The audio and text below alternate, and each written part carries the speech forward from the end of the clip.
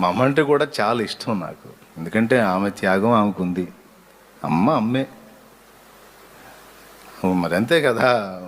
మీలో కొంతమందికి మా అమ్మ నచ్చుద్దో తెలియదు, కానీ మా అమ్మ నాకు పిచ్చగా నచ్చుద్ది. అమ్మ కాలు పట్టుకుంటా, నేను కాలు మొక్కుతా. తెలియని దినాల్లో అమ్మని ఏడిపించే, కానీ తెలిసిన తర్వాత అమ్మని తృణీకరించడం నా మనసు రాదు. కాలు మొక్కుతా, అమ్మకి తప్పులేదు. 9 నెలలు నన్ను మోసి నాకు చేయాల్సిన ఊరిగాలన్నీ ఒక బానిసలాగా చేసిందమ్మ. నాకు బుద్ధి వచ్చి నా సిగ్గు నేను తెలుసుకునేంత వరకు నాకు ఒక బానిసలాగా కష్టపడిందమ్మ.